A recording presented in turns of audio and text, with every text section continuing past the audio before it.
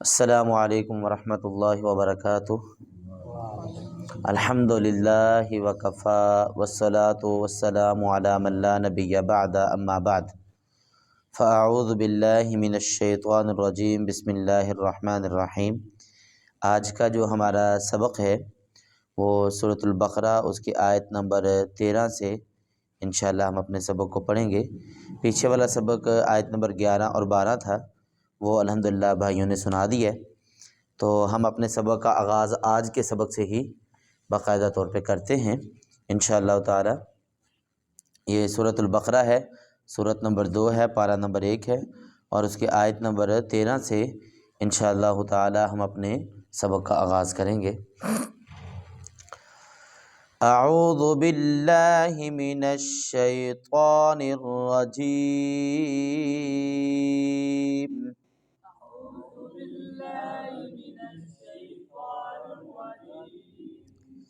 بسم اللہ الرحمن الرحیم۔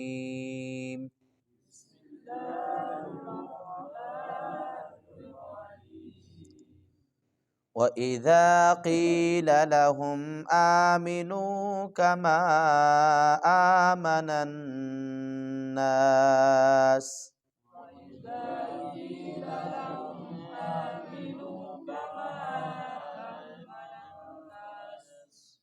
آمن نہیں پڑھنا، جھٹکا نہیں مارنا جی، ہاں جی 12 ہو گئی ہیں آج 13ویں پڑھنے پہ، ہاں آیت اینڈ دے ہوندی ہے نا جا کے، ہاں کما آمن الناس قالوا انؤمن کما آمن السفہاء۔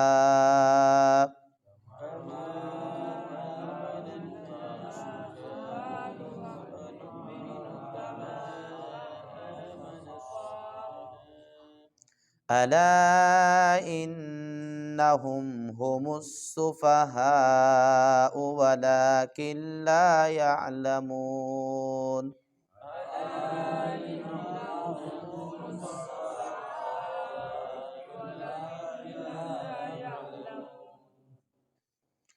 جی یہ پہلے جب ہم قرآن مجید کو شروع کر رہے ہیں یہاں سے واو ہے، واو کو پڑھنے کا انداز ہم نے سیکھا ہوا ہے کہ ہونٹوں کو ذرا گول کریں گے۔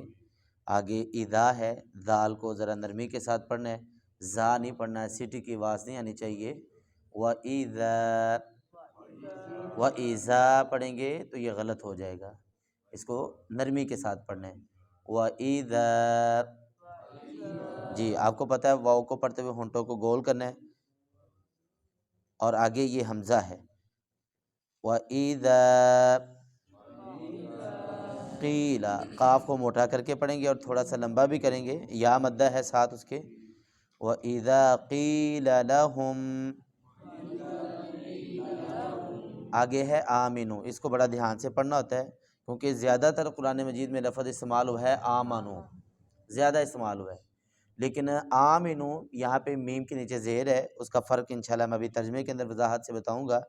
آمنو اس کو پڑھنا ہے، کما اس پر چھوٹا مد ہے، اس کو صحیح طریقے سے پڑھیں گے، کما آمن الناس۔ آگے جو ہے نون، جی نون مشدد ہے تو یہاں پہ ہم کیا کریں گے؟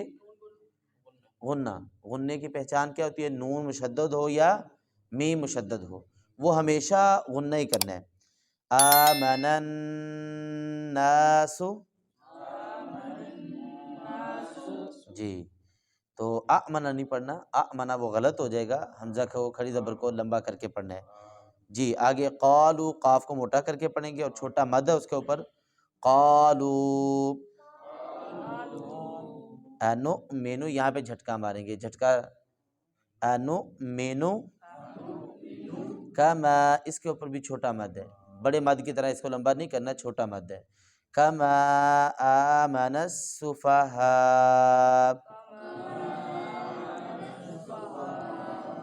جی حمزہ جو ہے وقف کی حالت میں سائلنٹ ہو جائے گا، اگر وقف نہیں کرنا تو پھر آمن السفہاء، اور اگر وقف کرنا ہے تو حمزہ کو ہم گرا دیں گے، آمن السفہاء،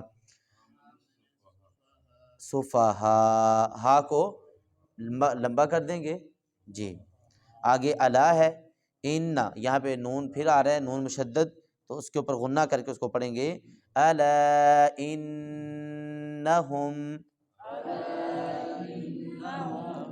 ہومس، یہ ہو، یہ ہا صحیح طرح پڑھنا ہے، یہ ہا حمزہ مجھے کار صاحب کہہ رہے تھے ان کے بارے میں بتا دے بھائیوں کو، یہ ہوتے ہیں حروف حلقی۔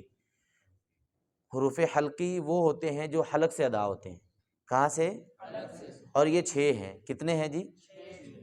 حمزہ نمبر 1، حمزہ، ہا، عین، خا، غین، خا، حمزہ، ہا، عین، ہا، غین، خا۔ دوبارہ سے ریپیٹ کر لیتے ہیں، حروف حلقی کتنے ہیں جی؟ اور یہ کہاں سے ادا ہوتے ہیں؟ حلق سے، اس لیے ان کو ہم کیا بولتے ہیں؟ حروف حلقی۔ تو حروف حلقی یہ کتنے ہیں؟ 6۔ نمبر 1 حمزہ، نمبر 2 ہا، نمبر 3 حمزہ، ہا، عین، خا، غین، خا، ٹھیک ہے، عین، ہا اور غین، خا، حمزہ، ہا، عین، خا، غین اور خا، حمزہ، ہا، عین، ہا، غین، خا۔ حمزہ کیونکہ یہ حروف ان کے قریب قریب ہے نا، اس لیے ترتیب لگائی، حمزہ، ہا، عین، ہا، غین، خا۔ یہ کون سے حروف ہیں؟ حروف حلقی کتنے ہیں جی؟ اور کہاں سے ادا ہوتے ہیں؟ جی دیکھیں، ہوم الصفہا، یہ آپ پڑھیں گے نا تو یہاں سے آپ کو حرکت محسوس ہوگی، تو یہاں پہ ہاتھ رکھیں نا ذرا گلے کو، اور پھر اس کو پڑھیں، ہوم الصفہا،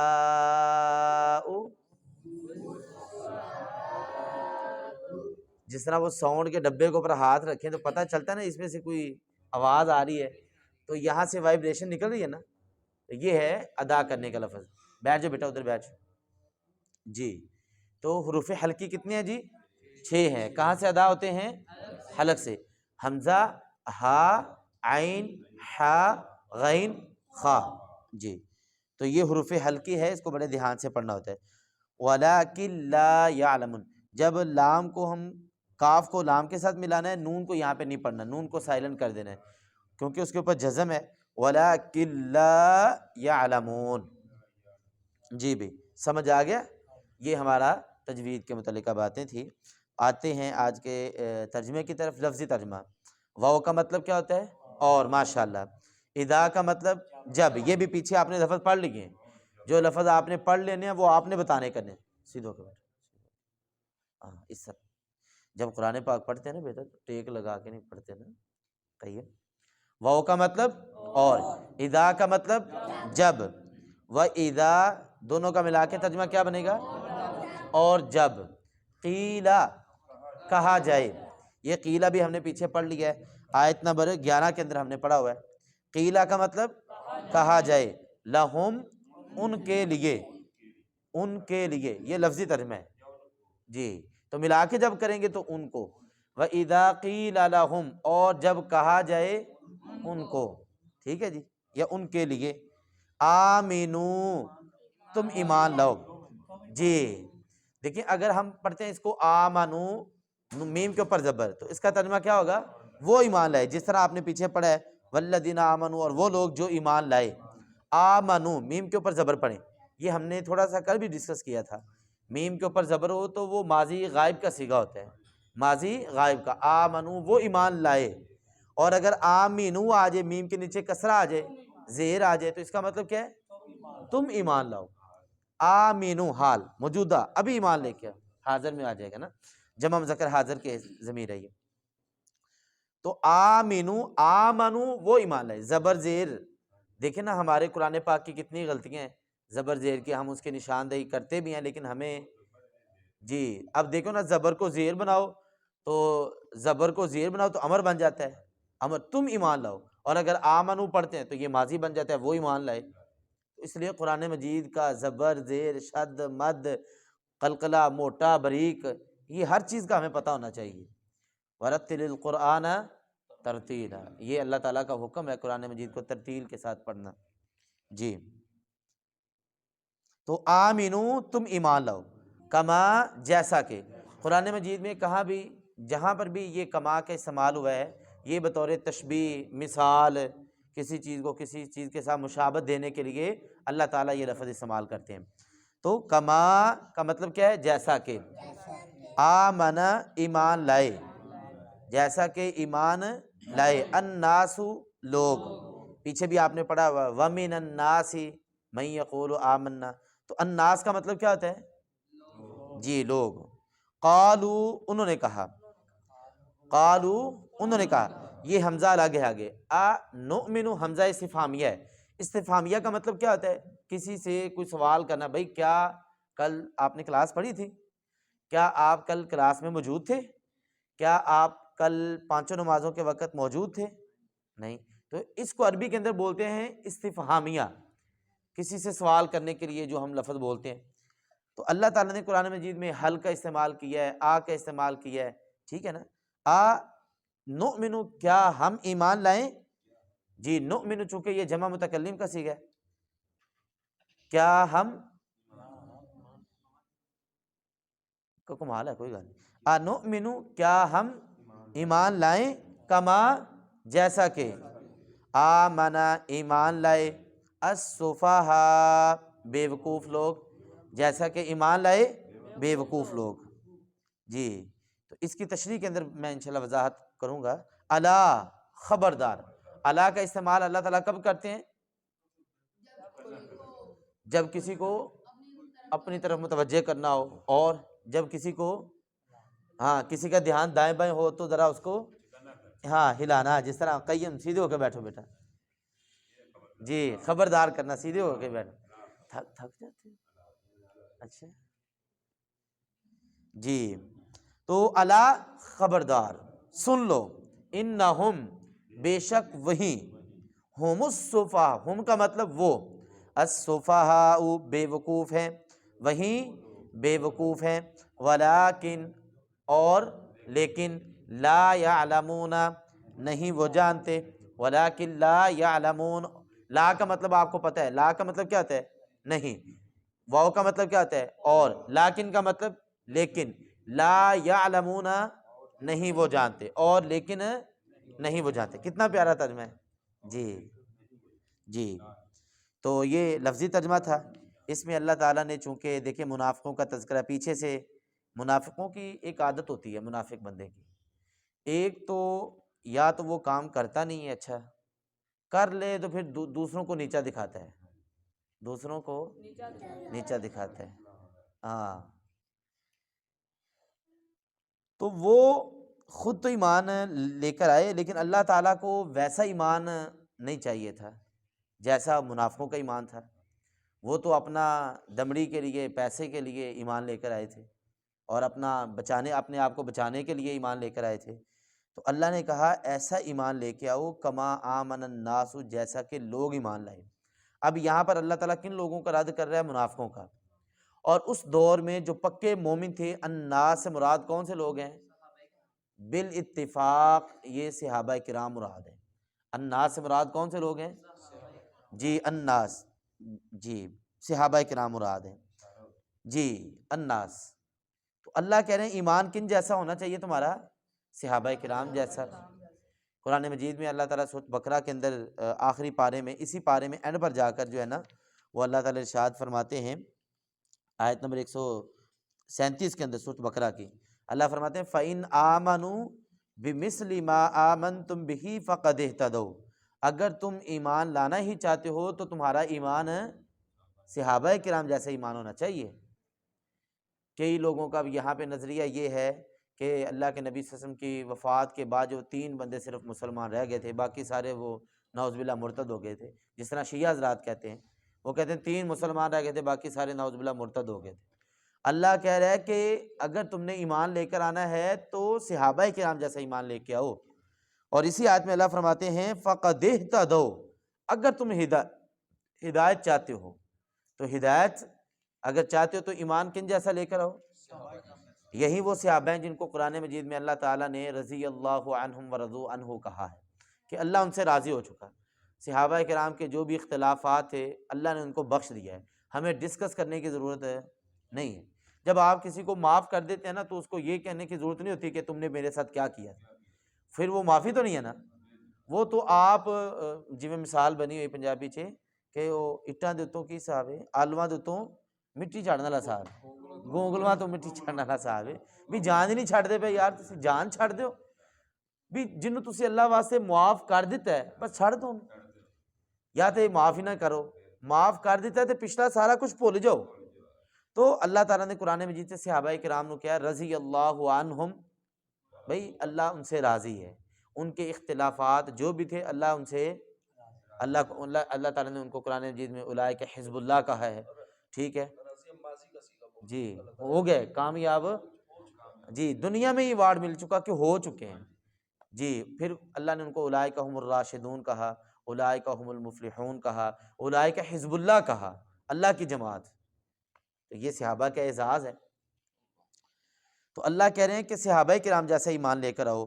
وہ آگے سے منافق کہتے ہیں کہ اچھا ہمارا ایمان اللہ کو قبول نہیں ہے، نعوذ باللہ، پھر ہم ایمان ان بیوقوفوں جیسا لے کر آئیں۔ یہ السفہاء عربی کے اندر بیوقوف کو کہتے ہیں۔ تو یہ انہوں نے کیوں کہا، صحابہ کرام کو بیوقوف کیوں کہا انہوں نے بھلا؟ یہ اپنے آپ کو بڑا سمجھدار سمجھتے تھے، منافق اپنے آپ کو بڑا سمجھدار سمجھتے تھے۔ کیوں سمجھتے تھے؟ کہ ہم ادھر سے بھی پیسہ لیتے ہیں اور ادھر سے بھی ہماری جان چھوٹی ہوئی ہے، ہمیں تو مالی غنیمت بھی ملتا ہے، اور یہ بیوقوف ہیں اپنا سارا کچھ چھوڑ چھاڑ کے مکے میں ادھر آ گئے ہیں، اپنا گھر بار بیوی بچے اپنی دولت کوئی چھوڑتا ہے؟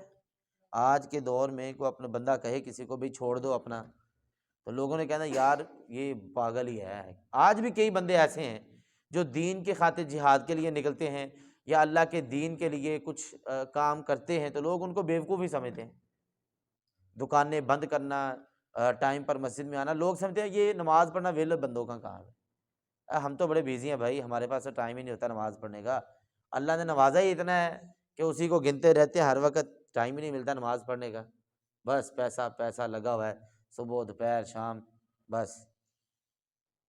تو جو نماز پڑھنے جائے تو کہتے ہیں دیکھو یہ پاگل ہے، ابھی پاگل ہو چکا ہے تو، تیرے کاروبار کا ٹائم ہے، تو دکان بند کر کے شٹر ڈاؤن کر کے سب بندوں کو لے کے جمعہ پڑھنے جا رہا ہے، تو جا کے جماعت کے ساتھ مل، یہی تیرا جمعہ ہے، یہ تو پاگلوں والی بات ہے، گھنٹہ پہلے دکان بند کر دی۔ کیا خیال، لوگ کہتے ہیں کہ نہیں ایسے کہتے ہیں نماز کے وقت اگر بند کر دیں، یار عجیب بندہ ہے یار، تو تیری دکانداری کا ٹائم ہے اور تو دکان بند کر کے کدھر جا رہا ہے؟ آج بھی کئی اپنے آپ کو یہی سمجھتے ہیں کہ ہم پکے ہیں۔ تو صحابہ کرام جنہوں نے اپنا دین ایمان سب کچھ، ان کی نظر میں وہ تو دنیا دار تھے منافق، تو صحابہ کرام تو اللہ کے دین کی نصرت کے لیے سب کچھ چھوڑ کے گئے نا، بیوی بچے مال جان اولاد کاروبار بزنس چلتے ہوئے کاروبار سب کچھ چھوڑ چھاڑ کے چلے گئے جی۔ تو قرآن مجید میں اللہ تبارک و تعالیٰ نے بہت سے لوگ ہیں جن کو بیوقوف کہا ہے۔ ایک تو یہ ہیں کچھ وہ لوگ ہیں جن کو اللہ تعالیٰ نے وَمَن يَرْغَبُ عَن مِّلَّةِ إِبْرَاهِيمَ إِلَّا مَن سَفِهَ نَفْسَهُ، سورۃ بقرہ اسی پارے میں اینڈ پر جا کے جہاں پہ آخری رکوع شروع ہوتا ہے نا، وہاں پر اللہ تعالیٰ نے ارشاد فرمایا کہ ملت ابراہیمی سے وہ بندہ اعراض کرتا ہے جو بیوقوف ہے۔ کون سا بندہ؟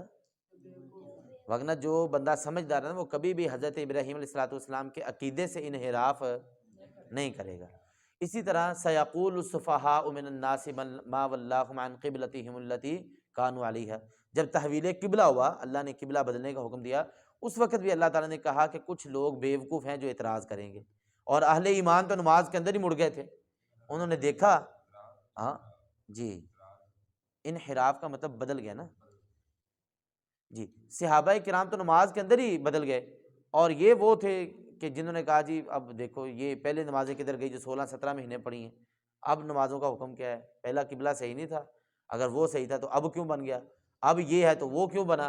تو اللہ نے وہاں پر بھی ان کو بیوقوف کہا ہے، ٹھیک ہے۔ جو شرک کرنے والا ہے اس کو بھی اللہ نے پاگل بیوقوف کہا ہے قرآن مجید میں۔ تو یہ جو اپنے آپ کو بڑا سمجھدار سمجھتے ہیں تو اللہ نے کہا یہ بیوقوف ہیں۔ ایمان کی کسوٹی بطور معیار ایمان کے کن لوگوں کو اللہ نے قرار دیا ہے؟ صحابہ کرام رضوان اللہ علیہ مجمعین۔ اسی لیے تو اللہ کے نبی نے فرمایا تم احد پہاڑ کے برابر بھی سونا چاندی ختم کر دو، میرے صحابہ ایک مٹھی جو گندم اللہ کے رستے میں دے دیں تو تم احد پہاڑ کے برابر سونا چاندی بھی خرچ کر لو تو میرے صحابہ کی ایک مٹھی کا جو ہے نا گندم چاول اس کے اجر کو نہیں پہنچ سکتے۔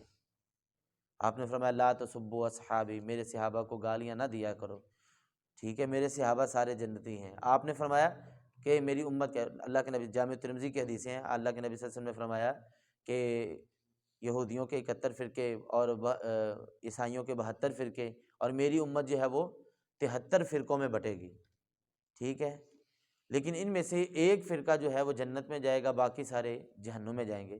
صحابہ کرام رضوان اللہ علیہم اجمعین نے پوچھا یا رسول اللہ صلی اللہ علیہ وسلم وہ جو جنت میں جانے والے ہیں ان کی نشانی کیا ہے؟ آپ نے فرمایا ما انا علیہ و اصحابی، جنت میں وہ لوگ جائیں گے کہ جس پر میں ہوں اور جس پر میرے صحابہ ہیں، صحابہ ہیں۔